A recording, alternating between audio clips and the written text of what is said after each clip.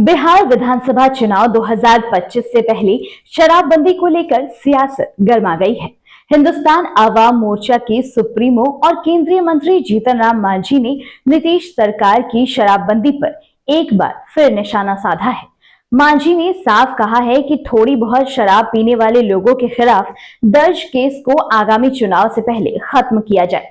उनका कहना है कि पीने के लिए शराब ले जाने वालों पर कोई कार्रवाई नहीं होनी चाहिए। शराब पीने वालों को पकड़ने के बजाय उसे बनाने और तस्करी करने वाले माफिया पर कार्रवाई होनी चाहिए। नमस्कार, आप देख रहे हैं बेजोड़ बिहार और मैं हूं ऋचा।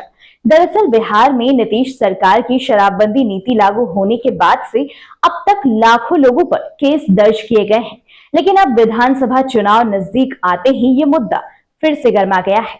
आपको बता दें कि जीतन राम मांझी ने नीतीश सरकार से सीधे सवाल पूछा कि क्या गरीब लोगों को जेल में भेजकर ही शराबबंदी सफल होगी या फिर शराब बनाने और तस्करी करने वाले बड़े माफिया पर शिकंजा कसा जाएगा। मीडिया से बातचीत में मांझी ने साफ कहा कि बड़े पैमाने पर हजारों लाखों लीटर शराब बनाने वाले माफिया को पकड़ने के लिए सघन अभियान चलाया जाए। उन्होंने याद दिलाया कि शराबबंदी की तीसरी समीक्षा के दौरान मुख्यमंत्री नीतीश कुमार ने कहा था कि अगर कोई व्यक्ति पीने के लिए थोड़ी मात्रा में शराब ले जा रहा हो तो उसे नहीं पकड़ा जाए।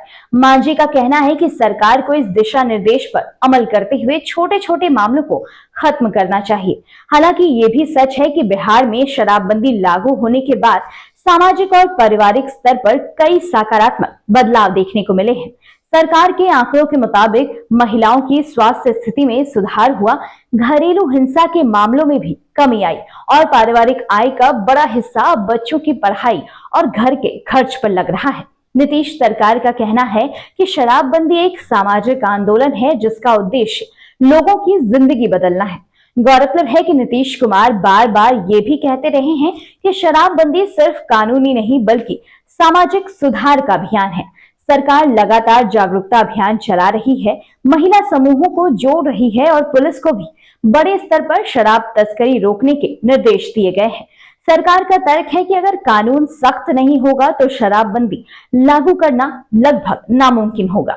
विशेष बात यह है कि मांझी नीतीश कुमार के नेतृत्व वाली एनडीए सरकार में ही सहयोगी दल के नेता है।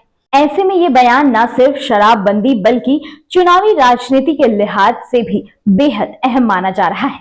विधानसभा चुनाव से पहले मांझी के इस बयान ने नीतीश सरकार पर दबाव बना दिया है। देखना यह होगा कि क्या नीतीश कुमार इस मांग पर कोई बड़ा कदम उठाते हैं या नहीं। फिलहाल इतना तय है कि शराबबंदी का मुद्दा बिहार की सियासत में दोबारा हॉटस्पॉट बन गया है।